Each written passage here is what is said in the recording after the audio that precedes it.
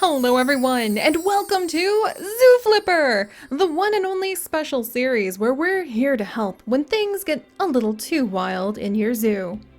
Are you trying to manage a world-class zoological park full of wonderful wildlife for city slickers to learn to love, but finding that things are getting a little out of hand? Are your animal keepers buried under piles of poo up to their shoulders? Are they collapsing in the bushes from sheer exhaustion and not filling up the panda's bamboo piles in time?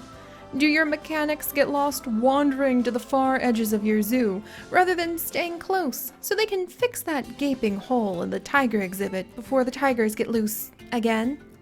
Are your animals feeling a little cramped from exhibits that aren't quite right, surrounded by bland walls and a shocking lack of landscaping? Has it been 3 generations since they've been stuck playing with the same boring cardboard box because you've been too busy running the zoo to give them a new toy? Or are those genetics in the family tree starting to look a little too closely related for comfort, but you're so busy and overwhelmed you don't even have time to sort them out? And what about your guest? Are they perhaps feeling a little bored? Do you get reports like these? There's an awful lot of junk on the path. I think I stepped in some gum. There's just litter everywhere. And I'm so thirsty, but all of the smoothie shops are too busy to be able to get anything from. Where am I going to find a drink around here? Personally, I would define the view from the pygmy hippo exhibit as fine. The pandas, okay. But more importantly, I'm completely parched, and it seems like there's not a single drink in sight. It just makes me so cross when I see all of the staff exhibits everywhere. Look, I already live in the big city. I'm coming here and trying to learn more about the wildlife to get away from all of the noise of engines and the nasty look of all those machines. But instead of being able to enjoy the animals, I was completely distracted with their staff facilities. And don't even get me started on the fact I could hardly even see the pandas from the panda bridge. And when was the last time I had something to eat? I don't remember, and I'm totally starving. Look, I don't have very many complaints about the view of the pandas from Panda Bridge, but I have to say my stomach has been growling for miles. No matter where we walk, it seems like there's just not any food to be found. Oh, and educational? I don't think so. I've hardly learned a thing. In fact, I think I've forgotten more facts wandering around than I have possibly learned. How is this facility possibly going to teach me to care more for wildlife when clearly they don't even care about my stomach? And yet, for all that you try to please your guest and teach them about the wonders of the natural world, are they repaying you with piles of litter and vandalizing your precious picnic tables instead? Well, fear not, friend, because help is here. Zooflipper, the life-transforming service where we step in to fix your zoo's woes with one flip at a time. Once we arrive, all you need to do is pause, sit back, and let the magic begin.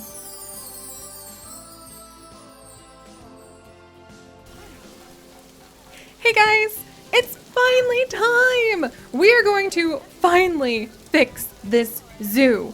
And actually some of our other zoos as well, including doing some Minecraft specials in zoo crafting, which yes, my friends, will be coming back, I promise. We actually have a really fun Year of the Mouse event that's going to be beginning in zoo crafting soon. And while we're at it, we're going to be introducing a whole brand new series with Zooflipper! This is going to be a new special series where we will pick one particular problem or habitat to tend to at a time.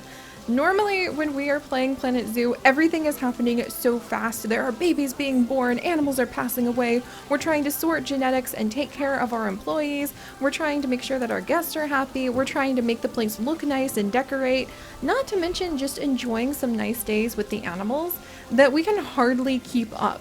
And that's not even counting all of the really fun lore that we're able to build in each of the different areas. Like how we have so many little villages with all of the villagers getting going in the Arctic Zoo, and how we've been following generations of wonderful pandas and building the panda shrine here in Zoodesia Zoo. It can get a little wild and a little chaotic, and we just haven't had the time to do some deep diving to tidy things up.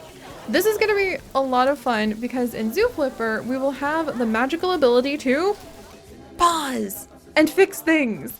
And we will actually be fixing things following along some of the suggestions that you guys have been giving me for weeks and using the many dozen more hours of experience I now have in Planet Zoo.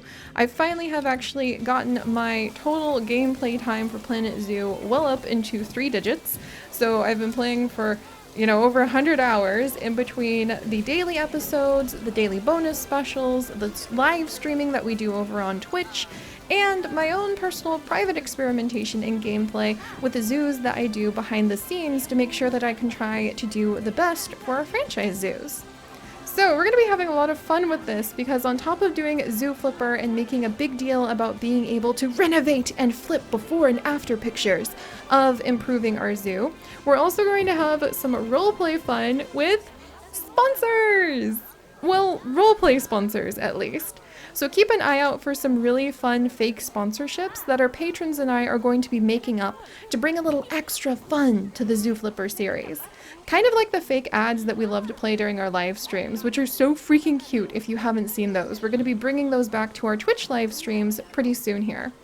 And the patrons and I will be creating fake companies or groups who will be sponsoring the different flips.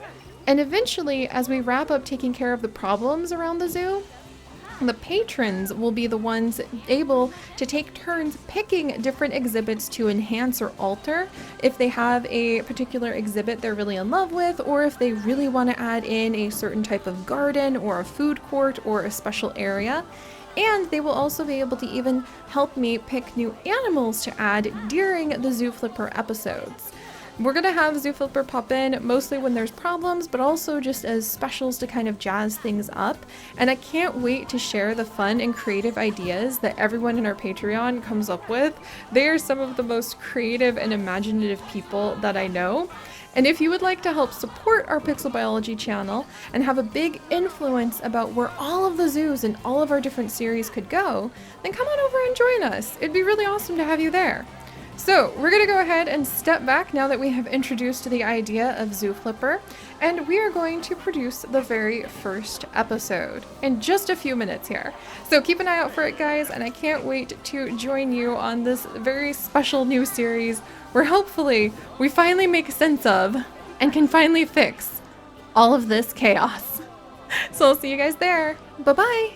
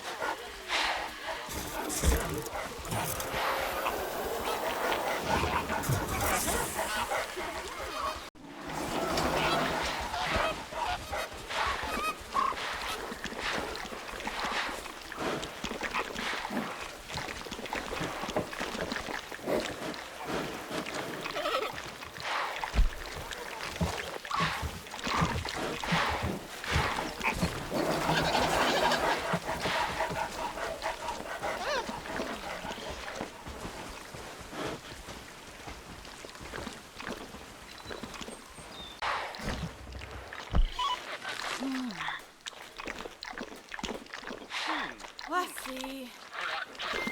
Real lazy. Whoop.